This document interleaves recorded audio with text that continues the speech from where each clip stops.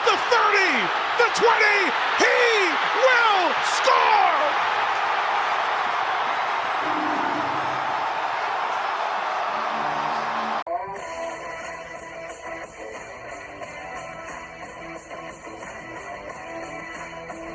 Hello, folks. Welcome to Season 2 of the GOAT Series. I'm your host, Jeremy Hadler, and today I'm going to be talking about the greatest Bengals player in franchise history up to this point right now. We have our special guest, Sean, coming in from the Bengals side, who's a huge Bengals fan, folks.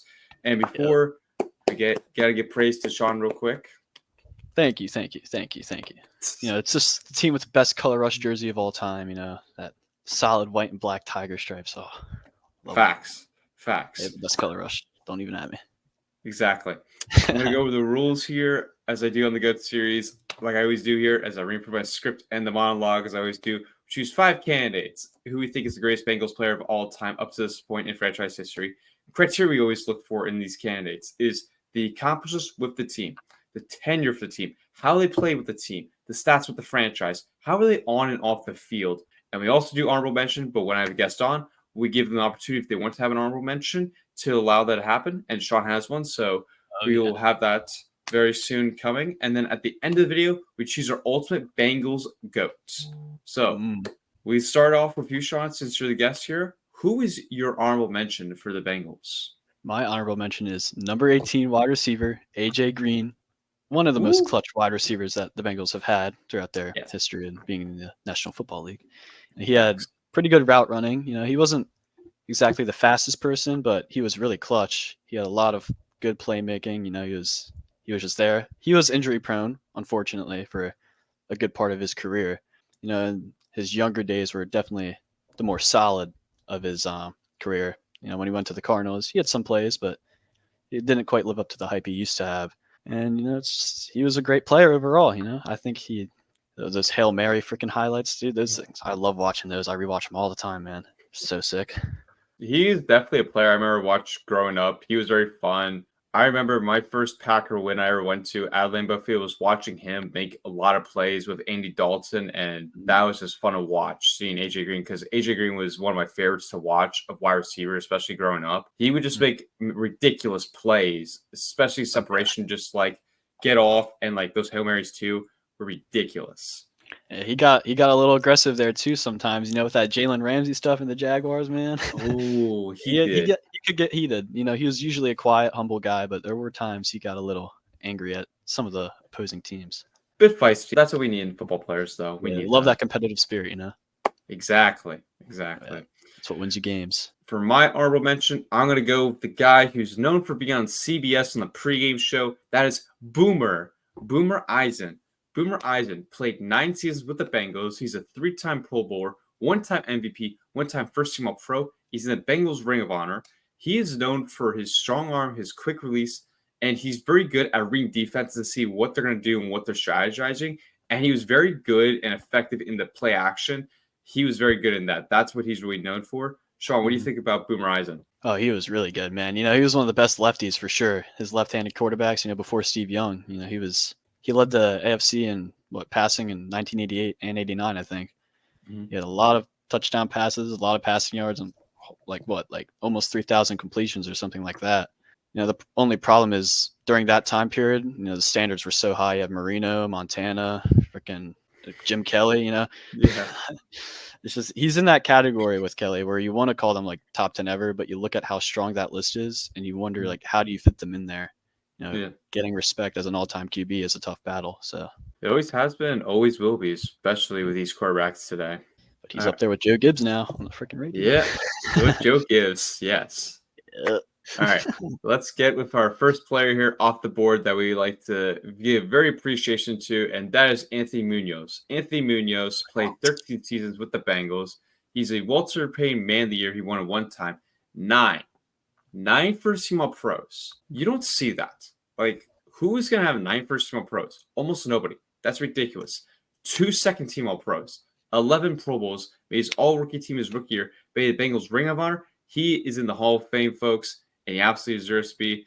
He was very good at being like agile, versatile, of like being the blocking. He would go bulldoze, and he's that blind side you wanted. When you had that quarterback, he was your blind side guy. and he was very good. He had great foot technique, and he just rolled and very mobile too. Fun fact, though, about him is he was one of the very first Cincinnati Bengals pick in franchise history, folks, the first overall pick. So that was very good. And coming out of college, he was not supposed to be that great. Everyone thought he was going to be a bust and was not so good. And he proved everyone to be wrong. And Anthony Munoz definitely deserves a lot of praise. What do you think about Sean? Oh, he was, dude. I think, I might have some bias, but I think he was the best, O lineman of all time. I really do. He was basically like Reggie White if he was an O lineman, right? Facts. Big, fast, strong, and smart. He just erased people. Boom. You couldn't move him. You couldn't run past him. You couldn't even try and swim your way by him. No matter what, he would just stop you. Agile, quick, strong guy. Like you said, great footwork. And then the mobility necessary to block those quick defensive ends, which, man, they're everywhere, man. They were everywhere. And he just even when he went against the hardest class, I would say, he had to go against Lawrence Taylor, Reggie White. He would play through some of the best, arguably, defensive ends and defensive linemen of all time, and the linebackers too. And he still beat them, which is ridiculous. Definitely a GOAT, for sure. Deserves to be here. Definitely deserves to be a candidate here, folks. Next player on our list here is Geno Atkins. Geno Atkins played 11 seasons with the Bengals, 2 first-team All-Pro, 1 second-team All-Pro, 8 Pro Bowls. Stats, what we got here, folks, is 384 total tackles, 75.5 sacks, 8 forced fumbles, 2 fumble recoveries, 1 defensive touchdown. Now, that's pretty good to see there because the big man in football do not get a lot of touchdowns. They do not. You got to get praise for that. And what I know him for is he was very explosive with power and quickness off the line. And he would just create so much pressure and just bring that offensive line down and just collapse the pocket and force quarterbacks to throw it away or run away. Because Geno Atkins was right there to get you. He was right there. Sean, what do you think about Geno?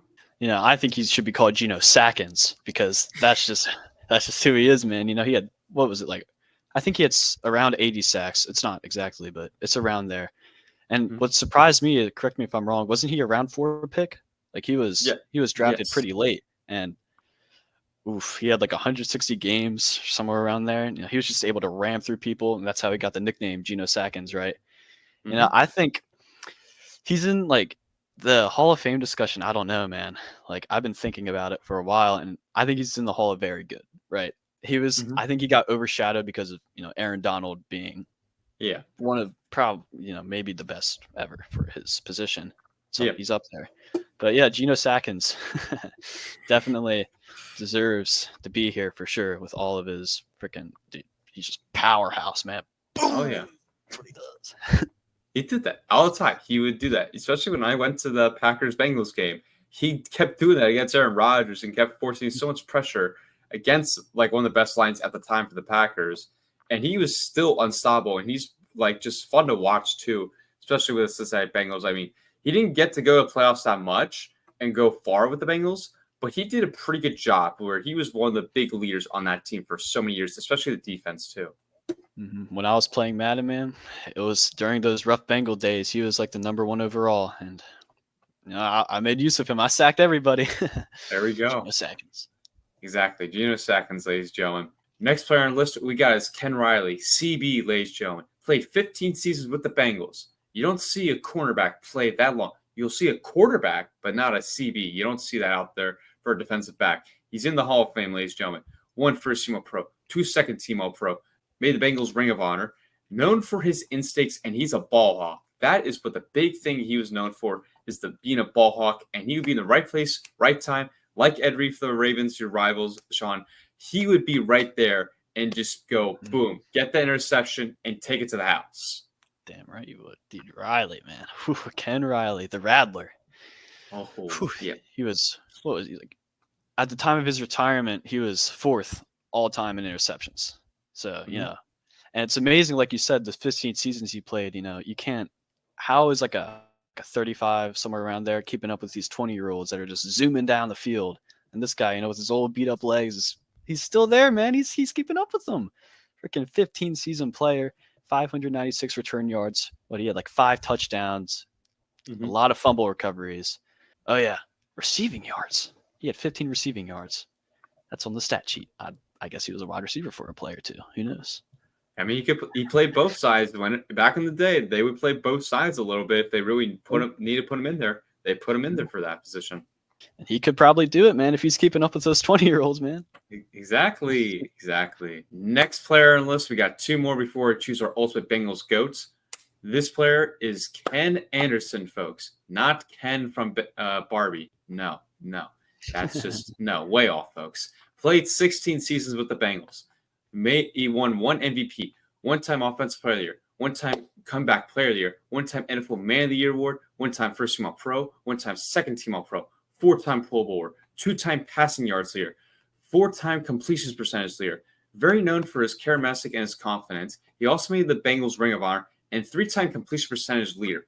Again, he was very accurate of what was known back in his day, and he still performed through it, especially when you're leading your passer rating and the passing yards and the completion percentage.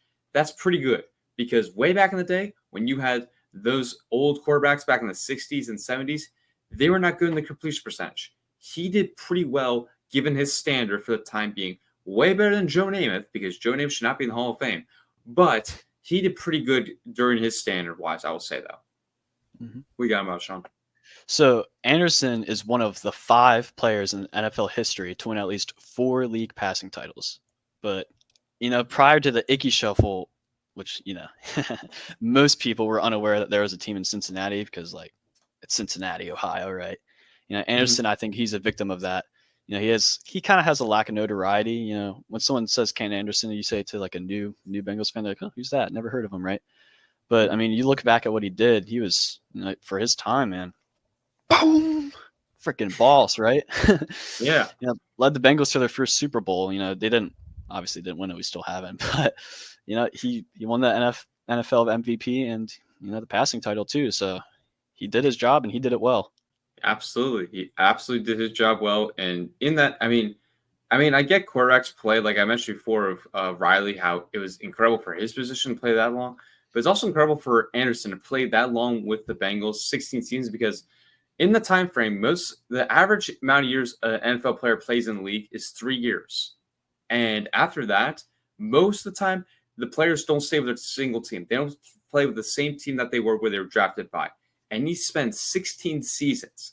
That's incredible to do, in my opinion. Last player on the list before we get to our ultimate GOAT is Ocho Cinco. Ocho Cinco, Chad Johnson played 10 seasons with the Bengals. Mr. Ocho Cinco, one of my funniest players to watch of him being mic'd up and his dance moves. Spicy, ladies and gentlemen. Very spicy. And he would definitely wear one of these hats if he was a Packer. He'd definitely wear a cheese hat. He definitely would. 3 first-team All-Pro, 1 second-team All-Pro, 6-time Pro Bowler, ladies and gentlemen. 1-time receiving yards leader, made the Bengals Ring of Honor. Fortunately, he did not make the Hall of Fame, and we don't know if he's going to, but he was very fun to watch. And what he was very known for before handing with Sean was his separation. Very good deep threat guy that could separate, like we were mentioning with A.J. Green earlier. But he was way better than A.J. Green and could do it more often. He had that confidence. Like Terrell Owens, and those two were like each other for a little bit of the dance moves. They were very fun watching those touchdown dance moves. Sean, what you got about him? I'm not going to lie. He is my ultimate GOAT, I think. He was a character. He was a cocky guy, but you loved him for it, right? He was the first player in history to record at least 1,000 receiving yards in 7 consecutive seasons, dude. That's 7 straight. That's insane. Other people have mentioned that he was in the discussion for the best wide receiver in the league for 2 to 3 years, right? Mm-hmm. He was a man who clearly craved the approval of others, right? His touchdown celebrations are the most well-known example of that. But there are plenty of other things he did for the fans, man. Like when he legally changed his last name from Johnson to Ocho Cinco just because he wanted it on his jersey. You don't see people doing that, right? He's just a freaking dude. If you look up boss in the dictionary, you see Chad Johnson. That's the face that pops up when you look up boss. Man, he was just the best. He was hilarious. In an interview one time, he said, to whoever's covering me this Sunday, I've got good news and bad news. The bad news is I'm going to torch you. The good news is I just saved a bunch of money by switching all my car insurance to Geico. Dude, this guy was a jokester, and I loved him. Oh yeah, he absolutely one of the funniest guys ever. You want to look up a football player all time of mic'd up. This is one of the guys. He's one of the most funniest players you ever see, and he was very good, very confident guy, and he would do so well in that Bengals uniform. Absolutely one of the best players to put in a Bengals uniform ever of all time. Mm-hmm, definitely. Ocho Cinco, Chad Cinco Johnson. Yes, Chad Ochocinco Johnson, ladies and gentlemen. But let's get to our ultimate GOAT here. We start with Sean. Who is your ultimate GOAT, sir, for the Bengals? Well, it is Chad Johnson. But since we already went over him, I'm going to go with the future GOAT, Jamar Chase. The future GOAT. All right. Now, look, I believe in this guy, right?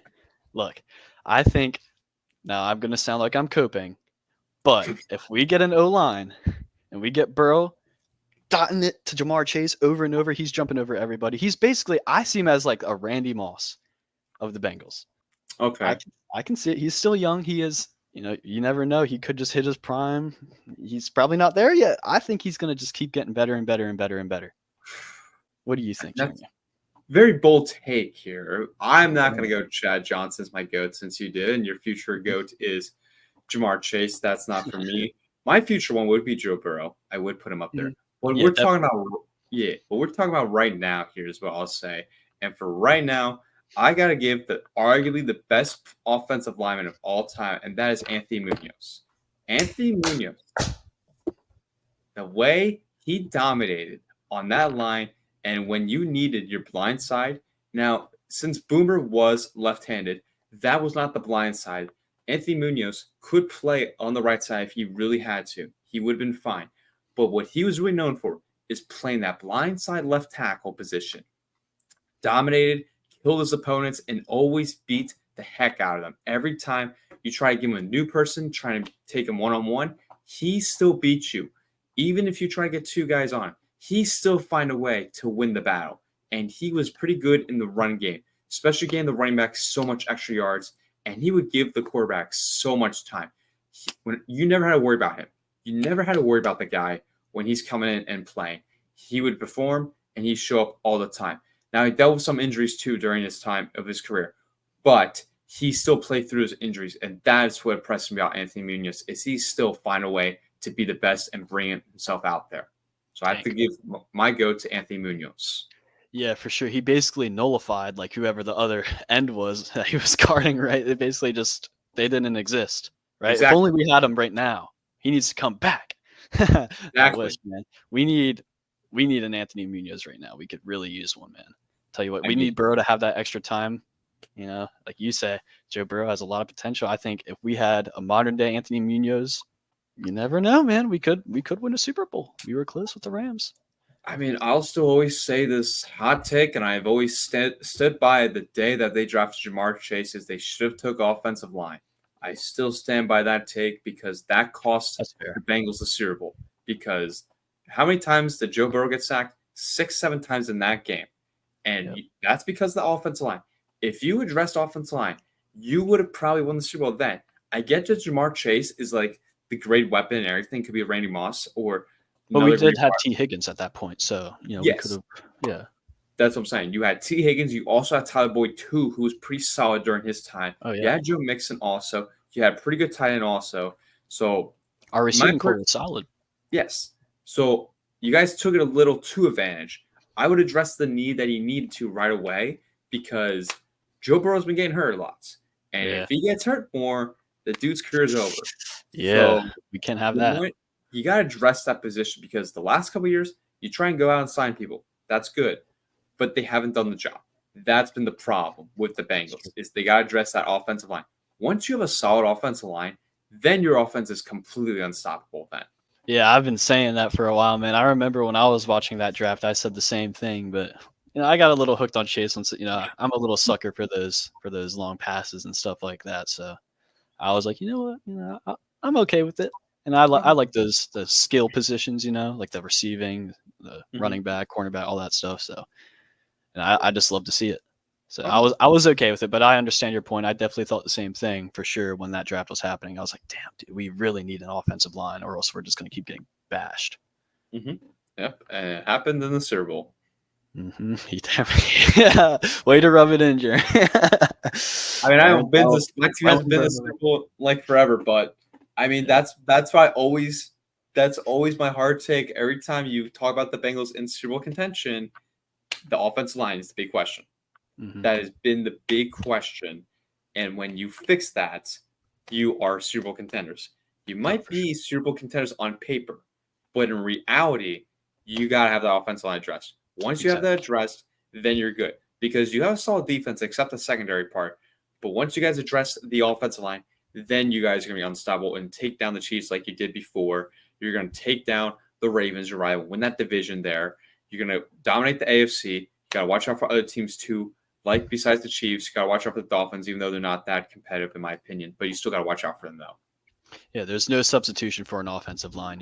You could have a substitute for one wide receiver if you have a really good tight end, or if you have a really good run game, you can kind of work around it. But when you have a bad O-line, you can't really run too well. I mean, you can, but it's hard to get through there. And it's also passing. It becomes a huge problem because of the time you have to pass. We've seen that way too much, unfortunately. Yes, definitely. We've seen that way too much, unfortunately, though. Unfortunate. Yes, unfortunately. But, folks, that is our take here of who we think is the greatest Bengals player of our time. Again, Sean has Chad Ochocinco and his future GOAT, which he thinks could happen, which I'm not going to go there quite yet. That's a very hot take of Jamar Chase. Me, I mean, he's got his AJ Green right there, folks. His AJ Green's 9 ball. Yes, there we go. And for me, I mean, I got to go with my Anthony Munoz. I love offensive linemen. He's one of my favorite offensive linemen of all time. Got to give praise to him. For my future GOAT, if I really have predicted from this team, it's Joe Burrow, because Joe Burrow, he's got to get the job done. The ladies love him because of his hair and his good looks. That's not going to solve you. That might get you past the ladies, but for the guys and the experts, you got to show it in the Super Bowl and win the game. Joey B's a gangster, though. I'll tell you that, man. He can certainly do it. If anyone can do it, Joey B. Exactly. But folks, once again, I'd like to give thanks to Sean coming on here. Appreciate it. Of course. Thank you for having me. No problem. And we'll still continue with the GOAT series. We'll go to another random team here, folks, and we'll decide what we want to do here of what team I want to put out. We'll put it out. But again, make sure to leave your thoughts and leave a like and subscribe here on the channel if you haven't already done so. We're close to 400, so we're trying to get that goal by the end of the summer here. Try to get that there. So please do so if you haven't already, and stay tuned for more content. But once again, folks, that's a wrap in this video. We will see you next time, and Ochocinco is gone. No, come back.